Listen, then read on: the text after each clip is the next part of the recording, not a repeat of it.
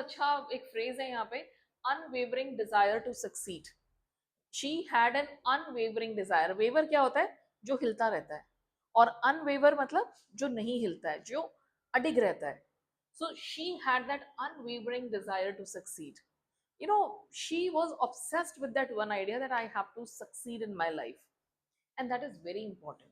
एक पागलपन चाहिए, मतलब कुछ पाने के लिए, कुछ हासिल करने के लिए हमेशा एक जुनून चाहिए होता है। You need passion, that unwavering desire, जो मतलब कुछ भी हो जाए लाइफ में वो हिल नहीं सकती डिजायर।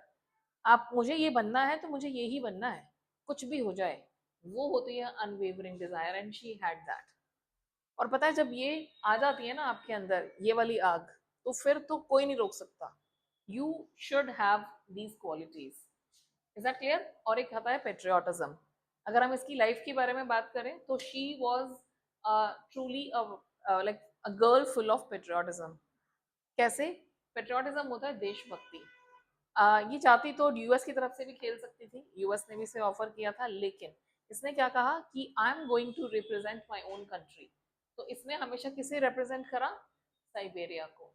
तो बीइंग अ साइबेरियन गर्ल, जैसे हमने उसमें भी पढ़ा था, कौन था, बिस्मिल्लाह खान, है ना, ही वॉज ऑल्सो पेट्रियट। सो वही सेम चीज हमें यहाँ पे मारिया शरापोवा में भी, like you can notice. Got it?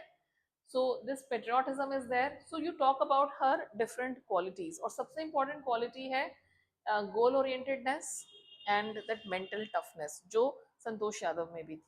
तो you remember these points and they are important। अब लास्ट आपको बता रही हूँ ये pigeon hold। she cannot be pigeon hold, इसका मतलब क्या होता है कि she cannot be put into a specific category।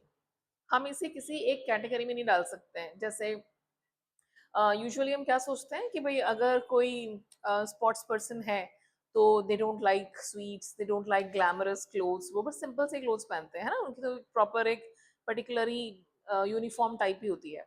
But she wasn't like that, she loved glamorous clothes, she liked you know frizzy drinks, she loved chocolates and all that।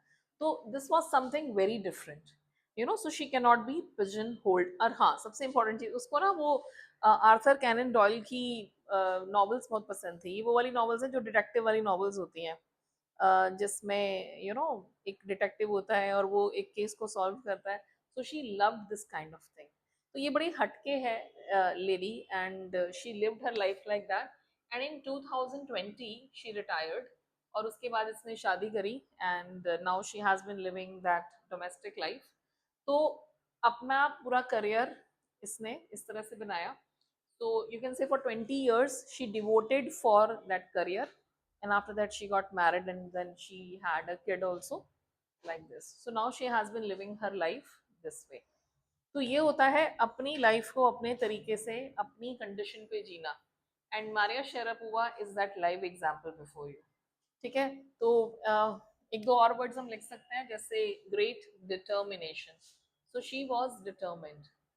एक बार ठान लिया ना कि लाइफ में कुछ करना है तो फिर करना ही है। So she was determined, she had a desire to excel, desire to succeed और डिजायर टू एक्सेल। एक्सेल मतलब,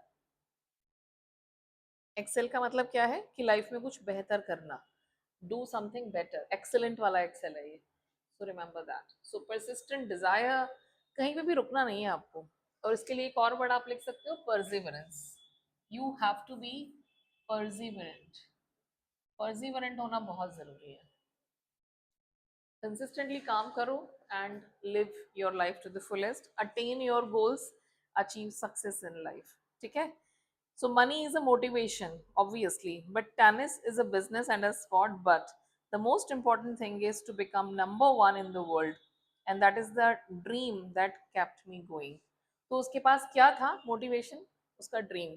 उसका ड्रीम क्या कर रहा था? उसे मोटिवेट कर रहा था कि I have to achieve this success in my life.